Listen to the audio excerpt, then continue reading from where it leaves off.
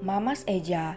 Sementara di restoran hotel, semua orang sudah berkumpul di salah satu ruang privat yang ada di sana untuk sarapan. Mereka menunggu Sapira dan Fajira yang tengah mengantar koper ke kamar pengantin baru itu. Opa, Nana sama Uncle mana kok nggak ikut sarapan sama kita? Tanya Naren. Mereka masih istirahat sayang. Kemarin kan Nana sama Uncle menikah, berdirinya juga lama. Jadi hari ini mereka masih beristirahat, ucap Irfan tersenyum. Opa, Oma, nenek sama kakek juga ikut berdiri lama di atas panggung kok nggak istirahat? Tanya Nela mengernyit. Iya, tapi Nana dan Angkel paling lama berdiri sayang. Sudah, sekarang Opa suapi ya.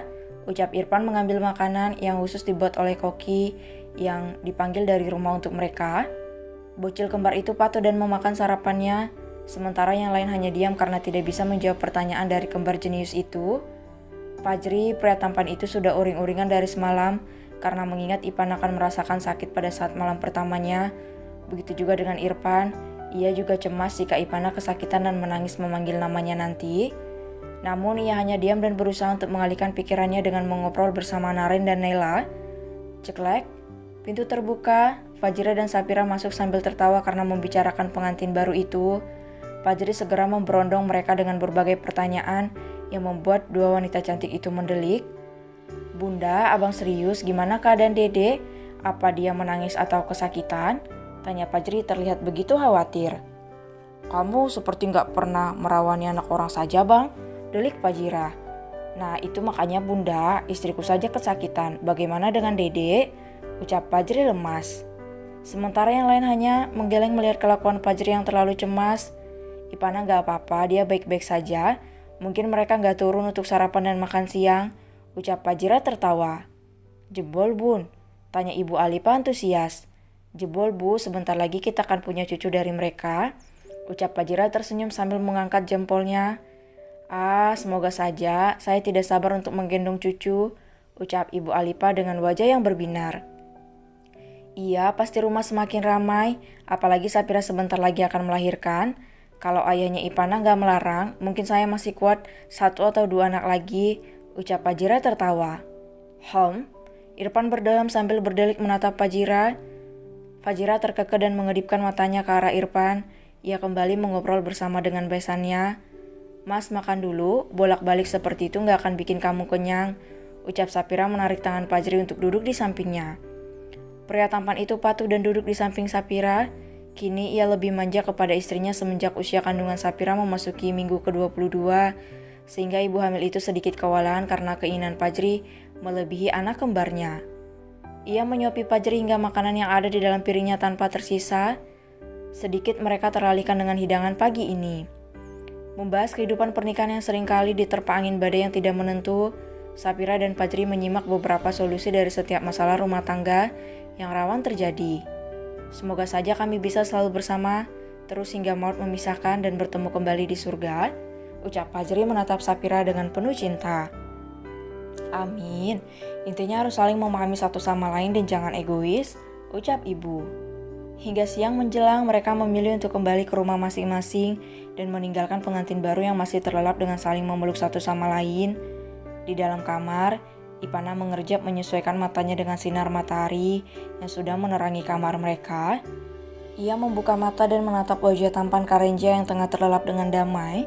Ia tersenyum bahagia sambil mengusap perahan tegas pria tampan itu dan mengecup bibirnya pelan. I love you baby, ucap Ipana tersenyum. Love you too, ucap Karenja dengan suara seraknya. Sudah bangun Bi, ucap Ipana tersenyum. Apa aku mengganggu tidurmu?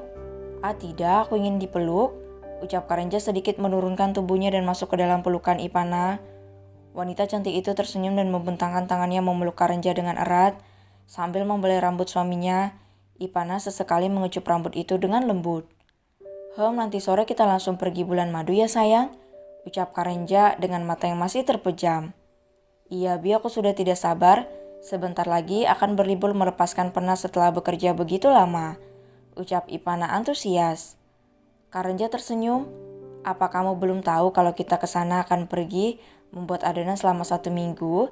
Atau kamu memang benar-benar polos sayang? Batin Karenja mengernyit. Bentar lagi makan siang, apa kamu butuh sesuatu sayang? Tanya Karenja mendongak dan menatap Ipana. Aku hanya butuh istirahat Bi, ucap Ipana tersenyum. Akhirnya kita bisa ngapa-ngapain tanpa pengawasan ketat, sayang. Jadi di mana kita akan tinggal nanti? Tanya Karenja. Apa kamu keberatan kalau kita tinggal di rumah bunda? Tanya Ipana lirih. Aku mau sayang, tetapi aku ingin mencoba hidup mandiri berdua sama kamu, ucap Karenja tersenyum. Baiklah, kemanapun kamu pergi aku akan ikut, asalkan itu memang sesuatu yang baik, ucap Ipana tersenyum dan mengecup kening Karenja. Aku pikir kamu memang gadis dingin yang begitu arogan, ternyata itu hanya caper saja, ucap Karenja terkekeh. Kalau sama keluarga kenapa harus dingin? Mas, lagian hanya keluarga yang aku percaya saat ini termasuk kamu, ucap Ipana tersenyum. Karenja mengerjap. Kak, kamu manggil apa tadi sayang? Tanya Karenja mengernyit. Kak Eja, tanya Ipana tersenyum. Bukan, apa kamu panggil aku dengan sebutan Mas? Atau aku salah dengar? Tanya Karenja tidak percaya. Apa kamu mau aku panggil seperti itu? Tanya Ipana. Karenja hanya mengangguk dengan penuh harap. Baiklah Mas, mulai hari ini aku akan memanggil kamu dengan panggilan Mamas Eja, ucap Ipana tersenyum. Aku menyukainya, ucap Karenja tersenyum dengan wajah yang merona.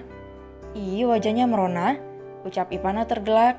Kamu terlihat begitu lucu dan menggemaskan kalau merona begini, Bi, sambungnya masih terkekeh. Apa kamu tidak pernah berkaca di depan cermin ketika kamu merona, sayang?